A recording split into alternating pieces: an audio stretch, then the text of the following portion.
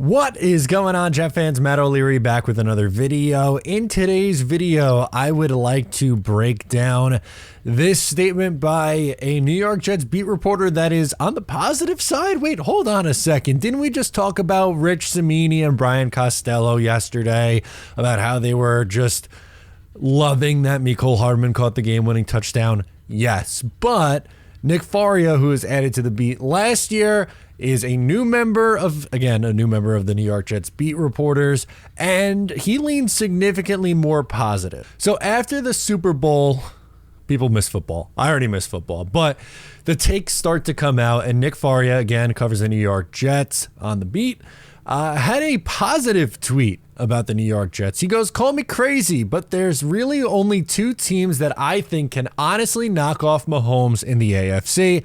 Cincinnati Bengals, they did it before. Number two, the New York Jets. Does Gangrene have holes they need to fill in order to be on that level? Yes. But a healthy Aaron Rodgers is the kind of quarterback that could beat Andy Reid and Spags. The defense is capable of matching up as well. What I'm saying is don't count out Rodgers or the Jets out in the AFC playoff hunt." Okay, now there are levels to this. I think there is some truth there. I think also there are some parts where it's a little bit of a stretch. Let's start on the positive side. The Jets played the Chiefs this year, and they played them really well. That was a game that they lost 23-20. It was a tight game. If you remember back at MetLife Stadium, it was probably Zach Wilson's second best game as a pro in his 3-year career so far. The defense struggled in the first half, really clamped it down in the second half. They picked off Patrick Mahomes twice. It should have been 3 times. They should have had a chance to go down the field and end the game, but we know what happens. There was a controversial ending to that one. Moral of the story, the Jets defense, though, was one of the better performances against Patrick Mahomes. They play stylistically very similar to the San Francisco 49ers. And for the most part, the 49ers did okay in that game defensively. It was obviously, at the end, they end up winning the game. They go down to win. They allowed 25 points. But they had Mahomes struggling in the first half and just were not able to put them away because of their own mistakes. But in order for the Jets to get to this point, for me, they're not there. Spoiler, I'm sorry. They're not at this point. They need a couple of things. Number one, significant offensive line help. Not a surprise. I'm talking 2 to 3 new starters, probably 3. Laken Tomlinson probably would have to be replaced in order to get onto this level. Left tackle, potentially a new right tackle, depending on where you're going to play AVT. Top 10 pick, sign a big name free agent, something. They need significant offensive line help because they were by far the worst unit in the league last year. They also would need to add 2 new wide receivers to their top 4, I will say. Right now they have Garrett Wilson and a big drop off. They need to add a legit number 2, either in free agency or via the trade.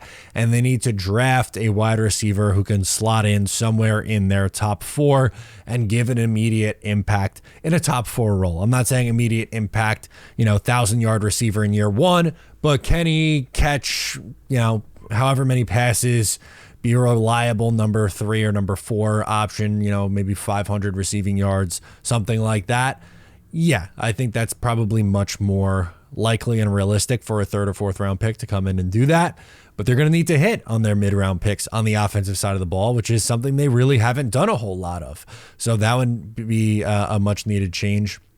They need to run it back essentially on defense and special teams. They were top 5 in both defensive DVOA. I wish they were top 5 in offensive DVOA and special teams. So they need to have elite units on defense and specials. But really the biggest question and concern really is, can Robert Saleh and Nathaniel Hackett handle the moment? Yes, Aaron Rodgers can overcome bad coaching. Elite level quarterbacks can absolutely do that. I think he can do it more. I think he could overcome Hackett more so than Saleh because Saleh, as the head coach, has more control. And yes, Nathaniel Hackett is calling plays, But at the line of scrimmage, it's going to be a lot of Aaron Rodgers running the show at the line of scrimmage. Very, very different. For Robert Saleh, he controls, right, decisions like going for it, punting, kicking a field goal, going for two, when to be aggressive, when to be conservative, when to take timeouts. So there's more that falls on Robert Saleh's plate. And while guys love playing for Robert Saleh, which is something that I like, he's handled the locker room pretty well, I would say, over his 3 years. Has had a complete turnaround on the defensive side of the ball. All those things could be true. I think he's lacking as a game manager so far. I don't think he's managed the games well from a head coaching standpoint, and he is going to need to significantly improve at that for the Jets to have that kind of success. It's not impossible. Having a good quarterback helps that, but at the end of the day, I don't know if I am only putting the Cincinnati Bengals and the New York Jets on the list that could knock off Patrick Mahomes. I don't think that's fair. I think that's potentially unrealistic expectations for this Jets team. I would love for them to be in that spot.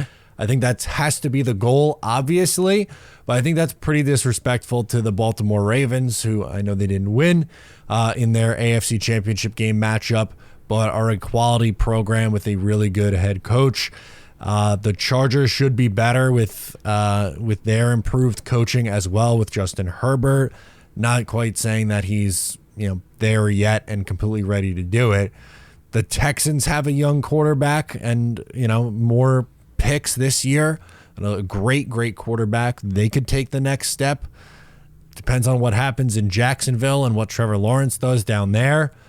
I'm not going to leave the list at the Bengals and the Jets as the two teams who could knock off Patrick Mahomes.